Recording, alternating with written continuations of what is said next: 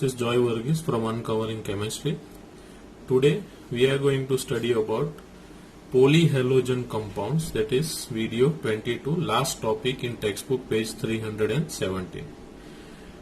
Polyhalogen compounds, the compounds, carbon compounds which contain more than one halogens are called polyhalogen compounds, right?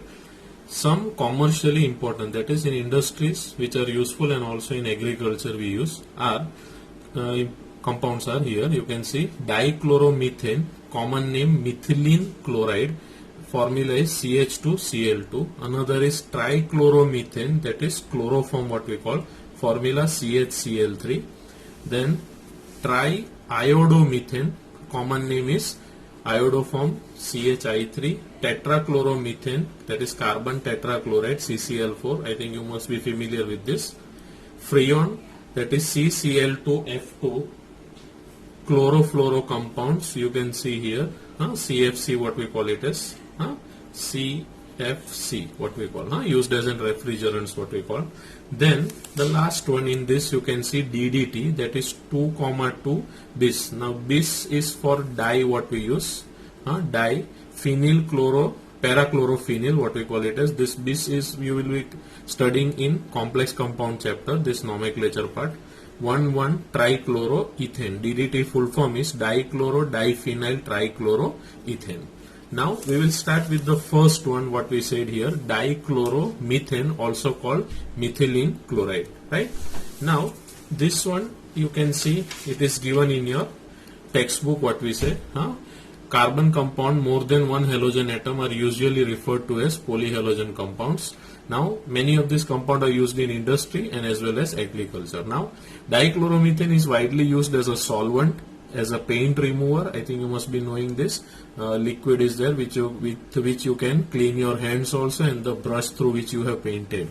And as a propellant in aerosol, to pressure up that liquid which is filled in the can, pressurized can, and as a process solvents in manufacturing of drugs. Drugs means medicine. It is also used as a metal cleaning and finishing solvent. Solvent, I think word is clear. Metal cleaning also it is clear word. Methylene chloride harms. Now these are the dangerous side effects, what we call. See, methylene chloride harms the human central nervous system. Exposure to lower level means if less level you are exposed to it of methylene chloride in air can lead to slightly impaired hearing. Means your hearing ability will decrease and vision also, your blur image will be there. Higher level of methylene chloride means if you are exposed more to this level in air, causes dizziness, nausea, tingling and numbness in the finger and toes. Why? The reason is because it affects your human central nervous system. These are the consequences. In human, direct skin contact with methylene chloride cause intense burning and mild redness of the skin. Direct contact with the eyes can burn the cornea. Now you must have heard this one as a name of a thinner, if you have heard about, right? Thinner and all you must have heard about. With the paint you can use it to dilute the paint, if you remember. Now the second, now before going to this, there are certain uses given of this which can be asked in your exam for 2 marks. In your exercise, one question is there. You can see here these uses are there. You can pause this video screen and write down this uses what is given here, right? So remember this thing. Now the next topic what we are going to discuss is trichloromethane, that is chloroform, what we are going to talk about, chloroform. Chemically, chloroform is employed as a solvent for fats, alkaloids, iodine and other substances. It is used as a solvent. The major use of chloroform today is the production of freon refrigerant R22. But basically what we call freon 12 is used maximum. It was once used as a general anesthetic in surgery to make you unconscious, but has been replaced by the less toxic, safer anesthetic. Due to harmful effects of this, it has been replaced. This is now not used as an anesthetic. Now, such as ether is used now at present. As might be expected from its use as an anesthetic, inhaling chloroform vapor depresses the central nervous system. Same what we discussed for the first part. Breathing about this much parts, that is 900 parts of chloroform per parts of this for a short time can cause dizziness, fatigue and headache, what we say. chronic chloroform exposure may cause damage to the liver. So you have to be very careful with this, where chloroform is metabolized to phosgene. Phosgene is a poisonous gas, right? And to kidney, and some people develop sores. Sores means what you call when you get hurt, no, the skin get bruised and all that type of sores. When the skin is immersed in chloroform, chloroform is slowly oxidized by air. This is the dangerous part of chloroform. In the presence of light, two extremely poisonous gas that is given here. Chloroform when exposed to air, this O2, what we call it as air, this is chloroform. And in presence of light, what will happen? It will change into phosgene. The name of phosgene is carbonyl chloride. You can see here, this is the most poisonous gas. Poisonous gas. It was used in World War II as a biological weapon, right? Now, into the kidney. Now, this I think we discussed. Extremely poisonous gas, carbonyl chloride, that is phosgene, what we call it as, commonly also known as phosgene. It is therefore stored in a closed dark color bottle, completely filled so that the air is kept out, right? Now, in this, when we say, chloroform can be prepared by using this bleaching powder. Bleaching powder in presence of water, when oxidation is carried out, calcium hydroxide plus chlorine gas you get. This chlorine gas is used with what? You can see this. What is this? Ketone, right? Propanone, what we call it as. And you will get what? Trichloroacetone plus HCl. This trichloroacetone, when treated with CaOH twice, this is the another product of bleaching powder, what you call, you will get chloroform and calcium acetate. So this way you can prepare, but preparation is not being asked till now, right? So no need to worry about this, but we have to be very careful with this preserving chloroform. What is given there? See, you can see here, it must be stored in a dark color bottle. Why? When it is exposed to light, what happens when it exposed to light? It changes into phosgene. You can see here when it is exposed to light, so that's why it is kept in dark bottle to protect it from sunlight. Second thing you have to remember, it also reacts with the air also. So the bottle containing chloroform are completely, this is very important part of this, completely what you call filled up to the brim and are properly stoppered to keep out air. Means if chloroform you are using it for practical purpose, you have to again fill it with and up to the brim, means no air must be there inside the bottle till chalo chal, what we call in Gujarati. Then a small amount of 0.6 to 1% alcohol is added to the bottle of chloroform. This reacts with what? Phosgene, and may be formed during the storage to a non-toxic harmless diethyl carbonate. Means this will be formed. If alcohol, you can, instead of filling chloroform up to the brim, you can, if it is empty, you can fill it with alcohol also. So a non-toxic diethyl carbonate is formed. This phosgene will be treated with that alcohol, reacts with alcohol. Understood? So you have to be very careful while what you call preserving this. Okay, now this is the thing. Now uses of chloroforms are given. You can pause the screen and write down these uses. Okay, many uses are there. You can go through it. Okay, now the third part what we are going to discuss, that is iodoform or triiodomethane, CHI3. Now triiodomethane, it was used earlier as an antiseptic, but the antiseptic properties are due to liberation of free iodine and not due to iodoform itself, and due to objectionable smell, that is very peculiar and very what I call suffocating type smell, it has been replaced by the other formulation containing iodine. That is, you must be familiar with the word Savlon and all. Okay, like that Savlon, there are many other iodine containing compounds. Now triiodomethane, when we say how it is prepared, so you can see alcohol treated with I2 with NaOH, you will get what? Iodoform, CHI3. Okay, plus this is prepared in laboratory by heating it with ethanol, right? So here you can see this is the way how iodoform is formed. See, now these are the uses of iodoform. The important uses of iodoform are, it is used as an antiseptic and its nature is due to free iodine that it liberates and not due to iodoform itself. Remember this thing, free iodine what is formed. However, because of its very unpleasant smell, it is now been replaced by other formulation containing iodine. Now second use, it is used in the manufacturing of pharmaceuticals, means medicine and all what we prepare, there it is being used. Now the next one, that is tetrachloromethane, that is CCl4. The uses are given here, you can go through these uses. pause the screen and write down the uses. Okay. Now the how it is. What about what we will talk about CCl4 now. The next. See, it is produced in large quantity for use in the manufacturing of refrigerants. What we say here, propellants for aerosol. What we call. Then it is also used as a feedstock in synthesis of CFC, chlorofluorocarbon. Okay. And pharmaceutical manufacturing also, and general solvent also it is being used. Until the mid, that is, it was in 1960, it was widely used as a cleaning fluid, both in industry and as a degreasing agent, and in the home as a spot remover and as a fire extinguisher also. You can what you call cleaning fluid, what we say, spot remover, cleaning fluid means this dry cleaning. If you heard about in laundries, what they do, dry cleaning, that we are talking about. Remember this thing.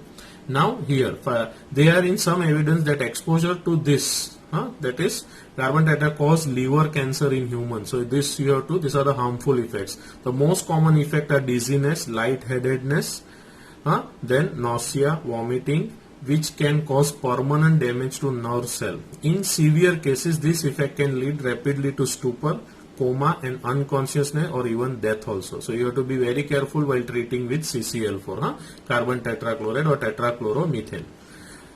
It can make the heartbeat irregular or stop. The chemical may irritate the eye on contact. When carbon tetrachloride is released into the air, it rises to the atmosphere and deplete the ozone layer. So this is also dangerous, what we call. Now, ozone layer, you can see here, it is being depleted. So also to increase human exposure, if it is depleted, what happens? Ultraviolet rays leading to increase skin cancer. So if the ozone depleted, then these are the thing. Eye diseases are there, disorders are there, and possible disruption of the immune system. Okay, so this is also very dangerous. Okay, now the next part what we are going to discuss is freon. Freon, that is chlorofluorocarbon, what we discussed. That is in the page what we have seen. See, this is the fifth compound what I am talking about, freon, that is CCl2F2, carbon, chlorofluorocarbon, CFC, what we call that. Now, in this case, if you see here, the chlorofluorocarbon compound of methane and ethane are collectively known as freons. This word is very important. They are extremely stable, unreactive, non-toxic, non-corrosive, and easily liquefiable gas. You can liquefy it easily. Freon 12 is the most commonly used freon in the industries. It is manufactured from tetrachloromethane by Schwartz reaction. Which reaction? Schwartz.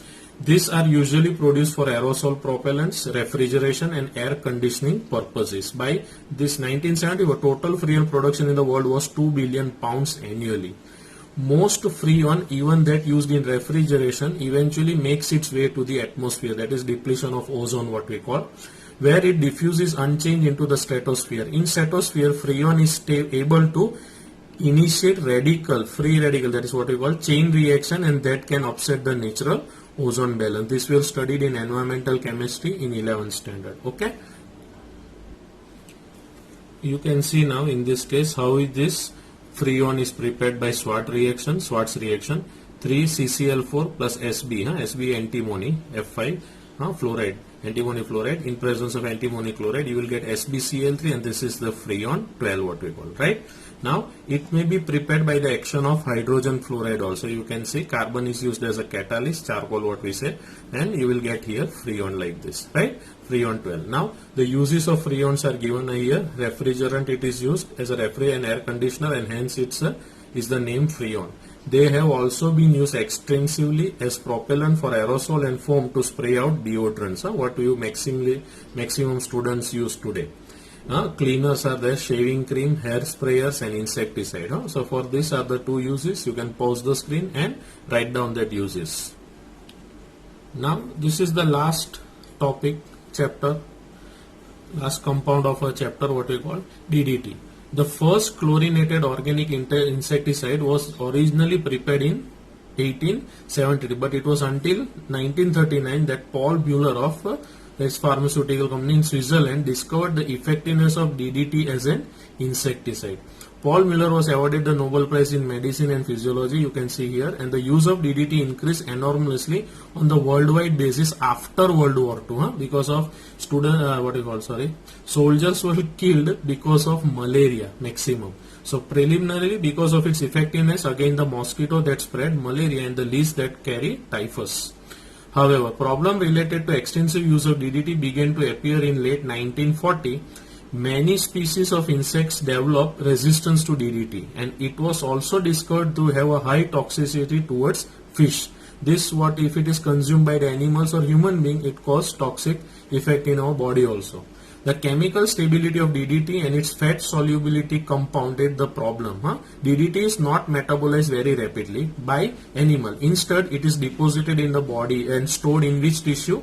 Fatty tissue. So, if ingestion continues at a steady rate, DDT build up within the animal over the time, and the use of DDT was banned in the United States in this year, but although it is still in use in some other parts of the country. That most probably India, you must have seen, they spray DDT whenever any minister or anyone is going to come, okay, to visit.